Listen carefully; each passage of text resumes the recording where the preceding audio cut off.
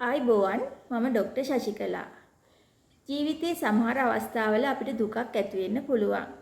ඒ දැනෙන දුක සති දෙකකට වඩා වැඩිපුර කාලයක් පවතිනවා නම් ඒ වගේම ඒ දිනදා ඔබේ කටයුතු වලට බාධාවක් වෙනවා නම් ඒ නිකම්ම දුකක් නෙමෙයි විෂාදය එහෙම නැත්නම් ડિප්‍රෙෂන් තත්ත්වය වෙන්න පුළුවන්. අද මම ඔයාලට කියලා දෙන්නේ මේ විෂාදය හඳුනාගන්නේ කොහොමද? ඒ වෙනුවෙන් අපිට කරන්න පුළුවන් දේවල් මොනවද කියලා. විෂාදය කියන්නේ කෙනෙක්ගේ සිතේ ඇතිවෙන දුර්වලකමක් නෙමෙයි. මේ අපේ මොළයේ තියෙන සෙරොටොනින් වැනි රසායනික ද්‍රව්‍යවල වෙනස්කමක් නිසා ඇති වෙන්න පුළුවන්.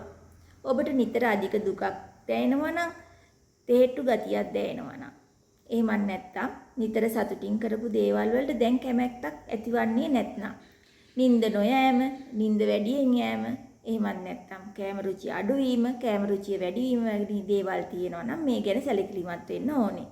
ඒ වගේම තවත් කෙනෙකුට තමන් පිළිබඳ වැඩිකාරී හැඟීමක් එහෙම නැත්නම් අනාගතය ගැන අධික බියක් තවත් කෙනෙකුට සියදී නසා ගැනීමේ අදහසක් ඇති වෙන්නත් පුළුවන්. මතක තබා ගන්න මෙවැනි තත්ත්වයක් කතා කිරීම ලැජ්ජාවට කරුණක් නොවේ.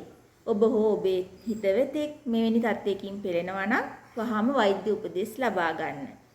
මෙම තොරතුරු වැදගත් කියලා හිතෙනවා නම් තවත් කෙනෙකුට බලන්න ෂෙයා කරන්න. ඒ වගේම තවත් මෙවැනි තොරතුරු දැන ගැනීමට මගේ channel එක subscribe කරන්න. මම ડોක්ටර් ශශිකලා.